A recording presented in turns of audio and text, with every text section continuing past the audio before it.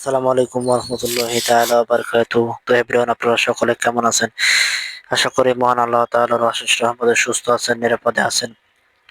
আজকে আপনাদের মাঝে আরো একটি নতুন প্রোডাক্ট নিয়ে আসলাম। স্ক্রিনে যে মেডিসিনটি দেখতে পারছেন, বাংলাদেশের সুনামধন্য কোম্পানি, টপ 10 কোম্পানি ওএসএল গ্রুপের একটি ঔষধ। ওএসএল গ্রুপের ঔষধ জ্যান্ডা মামস 30 mg ক্যাপসুল। তো এভরিওয়ান, জ্যান্ডামামস 30 mg ক্যাপসুল কি কাজ করে, কি জন্য খাবেন, ডোজ, পার্শ্ব প্রতিক্রিয়া বিস্তারিত আলোচনা করব ইনশাআল্লাহ।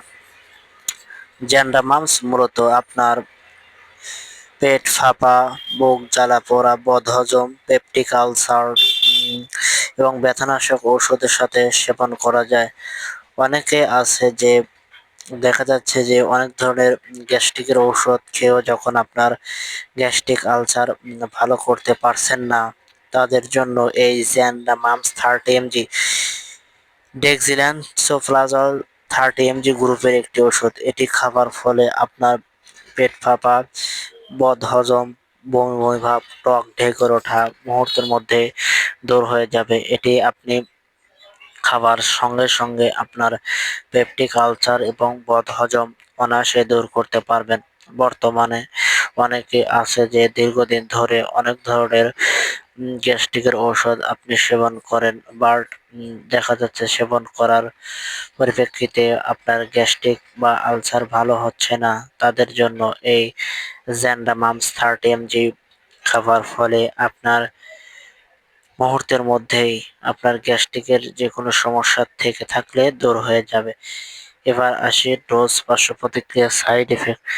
এই ওষুধটি আপনি সকালে একটি, রাত্রে একটি খাবার পরে খাবেন এবং খাবার পূর্বে আপনাকে অবশ্যই একজন চিকিৎসকের পরামর্শক্রমে ডাক্তার আপনাকে যেভাবে সাজেস্ট করবে ঠিক সেইভাবে ওষুধটি সেবন করবেন।